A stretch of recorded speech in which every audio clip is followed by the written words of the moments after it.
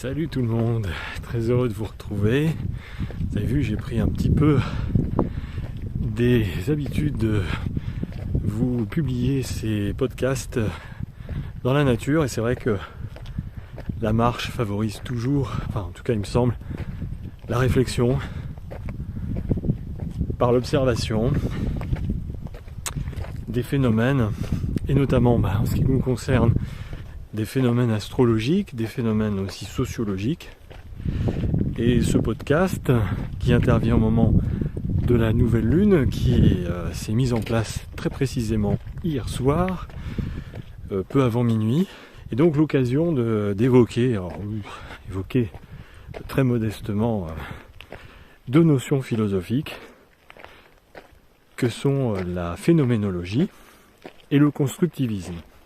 Phénoménologie parce que je viens de me former en sophrologie, et la sophrologie est entre autres inspirée de la phénoménologie, dont le père philosophe, enfin en tout cas un des premiers à avoir évoqué ce concept est Hegel, ensuite repris par Edmond Husserl, puis ensuite il y a eu d'autres disciples. Alors ces notions philosophiques partent du principe que un objet existe en tant que lui-même, en tant qu'objet ou en tant que phénomène. Donc ça c'est le principe d'objectivité, mais aussi et surtout, et c'est là que le constructivisme et la phénoménologie entrent en ligne de compte, surtout par le fait qu'il y ait un observateur ou une observatrice. Et donc là on est dans un principe de subjectivité. C'est-à-dire que moi j'observe cette nature, la nature elle existe en tant que telle, elle n'a pas conscience d'être nature. Cet arbuste là qui est derrière moi, il est arbuste. Mais lui il ne sait pas qu'il est arbuste, il ne se définit pas en tant qu'arbuste. Ça me fait penser aussi à Krishnamurti, ce penseur, philosophe et spirituel indien, qui disait que le nom n'est pas la chose. Le mot arbuste n'est que le mot arbuste. Il ne définit pas l'arbuste en tant que tel. Ok ? J'espère que vous me suivez. Donc le principe de phénoménologie et de constructivisme valide le fait que le principe de réalité, la réalité en tant que telle, existe en tant que telle elle-même, mais aussi et surtout parce que je suis un observateur de cette réalité. Et donc c'est mon esprit, ce que je suis, qui va faire que je vais établir une interaction avec cette réalité. Ça veut dire que, bien sûr, cette observation, mon observation de la réalité, va être sujette à tous les filtres qui me composent. Filtre éducationnel, filtre cognitif, filtre socio-culturel, filtre émotionnel, bien entendu. Ces mêmes filtres qui ont été conditionnés par mon parcours de vie depuis ma naissance, et peut-être même antérieurement à ma naissance. On va s'en tenir à la réalité, justement, à la réalité présente, à l'ici et maintenant, et tout ça pour dire que, effectivement, comme nous sommes tous singuliers sur cette planète, les uns les autres, il y a à la fois justement les filtres personnels, les filtres égotiques, et puis les filtres collectifs, c'est-à-dire que on va voir collectivement, d'une manière grégaire, certaines façons de penser, d'appréhender les réalités. Alors je vais prendre un exemple qui va être peut-être plus parlant. Imaginons que je suis dans le désert, avec effectivement une personne qui m'accompagne dans cette randonnée. Il s'avère que nous marchons depuis des heures, n'avons plus à boire, nous avons très très soif l'un et l'autre, et donc tout à coup, j'aperçois un lac devant moi. Ok ? Je suis persuadé de voir un lac. Mes sens, les filtres de mes sens, de ma vue, de mes perceptions, me font voir un lac. La personne qui m'accompagne me dit non, il ne s'agit pas d'un lac, il s'agit d'un phénomène physique qui crée une illusion d'optique qu'on appelle le mirage, tout simplement. Et donc, il n'y a pas de lac devant toi. Lequel de nous deux a raison? J'ai envie de dire les deux, mon capitaine, parce que moi, du point de vue de mon observation, je vois bien un lac. Donc, en toute sincérité, en toute honnêteté, je ne suis pas en train de mentir, je vois un lac. Mes yeux, mes sens me font voir un lac. Et l'autre personne qui, elle, est dans son autre principe de réalité, d'analyse, de réflexion, qui va faire appel à d'autres champs de connaissances, à d'autres filtres de connaissances, d'autres filtres cognitifs, qui m'expliquent, effectivement, démonstration à l'appui, qu'il s'agit d'un phénomène d'illusion d'optique. Pour le coup, nous avons raison tous les deux. Raison ou tort, on ne sait pas. Pour l'instant, on n'en est pas à l'étape de savoir qui a raison, qui a tort. La seule chose qui va faire que, effectivement, on va pouvoir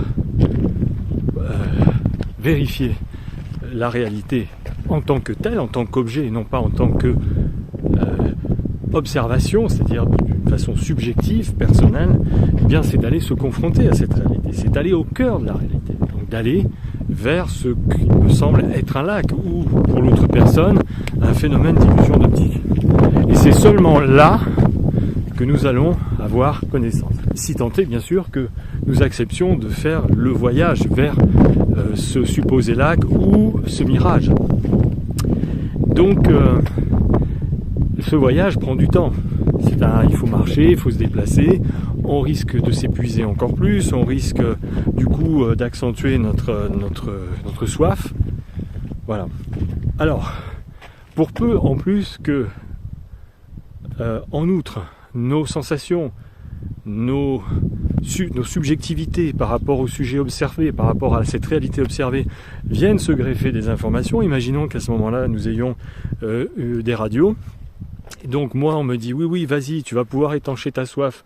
Il s'agit bien d'un lac. Alors du coup, ça va conforter plutôt le fait que je vois un lac, et l'autre personne, eh bien, elle, au contraire, on lui dit non, c'est pas du tout un lac, fais attention, tu risques justement de t'épuiser, etc. T'épuiser encore plus, à aller vers ce qui est une illusion d'optique, un mirage. Donc ça veut dire qu'il faut avoir le courage à un moment donné d'aller se confronter à la réalité même, cette réalité qui va nous montrer le réel en tant que tel, et non pas en tant que observation ou supposée compréhension de ce que nous observons. Donc vous voyez, c'est très complexe tout ça, parce que dans le contexte que nous vivons actuellement, et vous voyez où je veux en venir, dans ces débats d'idées, les pros, les anti, etc. Finalement, à moins d'être animé de malhonnêteté intellectuelle, voire même de perversion, ce qui peut être le cas. Imaginons que les personnes qui nous transmettent les informations quand on est dans le désert, qui nous disent d'aller ou pas vers ce que nous observons, que ces informations du coup soient vraiment perverties, animées de mauvaises intentions, de malhonnêteté, évidemment là ça pose d'autres postulats. Vous allez vous demander, mais où est-ce qu'il veut en venir avec tout ça? Simplement que dans la configuration astrale en ce moment, c'est exactement ce qui se produit. Nous avons une opposition Jupiter-Mercure, et c'est de ça dont ça parle. C'est l'occasion là de justement de prendre pleinement conscience de ce que je suis en train de vous dire. De prendre conscience déjà dans un premier temps qu'on peut être trompé par nos filtres cognitifs. Vous voyez, du point de vue de par exemple moi qui suis celui qui voit le lac, ou l'autre personne qui m'explique que non, il s'agit d'un phénomène d'illusion d'optique. Évidemment, dans ces difficultés de compréhension, dans ces troubles qui peuvent survenir, il peut y avoir de la déraison. Mais je vous dis, avec Mercure rétrograde dans la Vierge, c'est un petit peu la critique de la raison pure, c'est justement revenir au principe de réalité raisonnable. C'est vraiment d'être dans la rationalité, ce Mercure rétrograde en Vierge qui oppose à Jupiter rétrograde. Mais justement, il nous permet d'accéder au fait que est-ce qu'on n'a pas été dans la déraison à un moment donné, ou est-ce qu'on est toujours d'ailleurs dans cette déraison, et du coup, est-ce qu'on n'a pas érigé cette déraison en principe de raison? Vous voyez ce que je veux dire? Et ça peut être effectivement très troublant. C'est presque même à la limite de la folie, hein. C'est-à-dire quand la déraison devient raison. Et effectivement, on a eu des périodes de l'histoire par le passé qui hélas, ont souvent basculé là-dedans. Ça a fait, bien sûr, naître des œuvres littéraires de grands auteurs. On peut penser à Kafka, on peut penser à Beckett, qui effectivement décrivaient cette folie qui était érigée en principe de fonctionnement sociétal, folie bureaucratique, une folie hiérarchisée, hein, une folie organisée. C'est ça qui paraît complètement fou, si je puis dire. C'est que cette déraison, tout à coup, est structurée, organisée, et devient le principe de raison, de fonctionnement. Eh bien, ce qui se passe en ce moment au niveau astrologique interroge ce phénomène, vous voyez, et nous demande une certaine attention. Parce qu'effectivement, on pourrait vite retomber dans des travers, ce que nous invite aussi à faire Saturne et Uranus, hein, c'est que là on est dans un moment où justement il y a la possibilité de rompre avec ces schémas-là et de ne pas recommencer, reproduire les mêmes erreurs que par le passé, dans quelque chose qui effectivement, pour le coup, pourrait échapper complètement à la raison. Et au sujet de ces basculements, de ces glissements, de la déraison qui devient le principe de raison, de fonctionnement systémique d'une société, je vous invite à vous rendre sur la chaîne YouTube ou de consulter les ouvrages. On en a écrit beaucoup, d'Ariane Bilran. Ariane Bilran, c'est une docteure en psychopathologie clinicienne, mais qui a écrit de nombreux ouvrages et qui s'est vraiment intéressée très particulièrement sur justement les phénomènes de glissement de nos sociétés, où certaines formes de déraison sont érigées en principe de raison et en principe de fonctionnement. C'est une sorte de disciple d'Hannah Arendt. C'est très intéressant, je vous invite à consulter ses ouvrages, à aller voir sur sa chaîne YouTube. On y apprend beaucoup de choses et surtout ça donne un argumentaire et une solide compréhension de notre propre nature, de nos propres failles quelque part, de nos propres écueils aussi, justement dans nos manières de comprendre les choses, de traiter les informations, de les appréhender, hein, la façon dont justement, d'une manière épistémologique, nous recevons une information, la façon dont nous comprenons, dont nous entendons certaines observations, certains objets observés, certains phénomènes observés, et justement la façon dont nous pouvons rapidement glisser vers une pensée parfois trop arbitraire, trop rapide.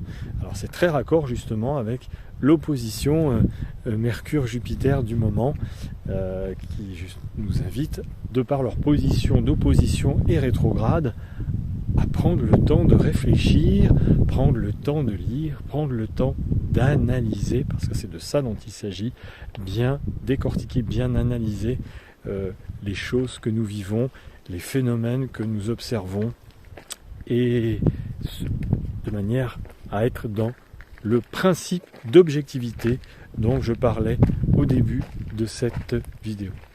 De bons moments d'analyse et de réflexion et de prise de recul, justement, que nous invite à faire ces moments de rétrogradation. Donc, seulement le contact avec le réel va confirmer ou pas si nous sommes dans le vrai, c'est-à-dire vraiment dans la réalité, ou au contraire, eh bien, dans, je dirais, un égarement de sens, parce que c'est ça qui se joue en ce moment, hein. J'en avais parlé au moment de la conjonction Jupiter-Neptune, et là on a Jupiter qui rétrograde de nouveau sur Neptune. Neptune est également rétrograde, Mercure est rétrograde en opposition à Jupiter, et aussi en opposition à Neptune. Donc vous voyez, il peut y avoir du trouble là-dedans, hein, du trouble de la compréhension entre l'émetteur et le récepteur. Là, en l'occurrence, il s'agirait plutôt d'une difficulté de réception. C'est comme s'il y avait de la friture sur la ligne. Donc on peut être dans des moments d'incompréhension. En tout cas, on a été dans des moments d'incompréhension, c'est rien de le dire, pendant ces dernières années, avec des tas de messages, un coup dans un sens, un coup dans l'autre. Vous voyez, de la friture sur la ligne web, c'est comme quand on est au téléphone, je t'entends plus très bien, tu es où? Voilà, on n'a plus de réseau, on a moins de réseau, ça passe moins bien, donc on ne reçoit pas bien l'information. On ne sait pas trop en fait ce que... On comprend pas et on n'entend pas. Et j'insiste sur le verbe entendre, donc du coup entendu dans les deux sens, c'est-à-dire de l'écoute, de la capacité d'écoute, de la qualité d'écoute, et aussi de compréhension du message qu'on reçoit en écoute. Puisque Jupiter et Mercure sont deux planètes justement qui gouvernent nos capacités de cognition, nos capacités d'apprentissage et de synthèse, de compréhension de ce qui est appris ou pas. Parfois ça prend du temps, ça ne veut pas dire que ça ne vient jamais pour certains, mais ça peut prendre du temps. Et en l'occurrence c'est ça. Et donc là cette opposition là nous donne l'occasion avec cette nouvelle lune en balance, nouvelle lune donc dans un signe le signe de la relation à l'autre, hein, du contact, de la rencontre à l'autre, nous donne l'occasion de pouvoir prendre le temps justement de s'écouter, de s'entendre, prendre le temps aussi du coup de disséquer parce qu'on a Mercure en Vierge, donc de remettre de l'ordre, de reclasser un petit peu toutes les idées, tout ce qu'on entend, tout ce qu'on perçoit, tout ce qu'on nous transmet également comme message, afin d'y voir le plus clair possible.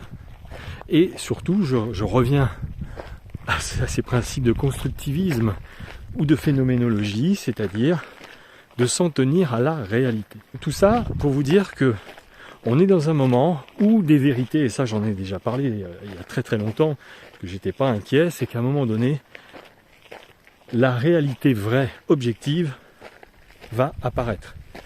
Dans ce grand moment de confusion que nous avons vécu, et que nous continuons à vivre d'ailleurs, et c'est pas terminé, c'est probable que les pistes soient encore brouillées, qu'il y ait encore de la friture sur les lignes, mais de plus en plus, il y a quelque chose quand même qui apparaît, un principe de réalité objective, et face auquel on ne peut pas continuer sempiternellement à être dans le déni. C'est pas possible.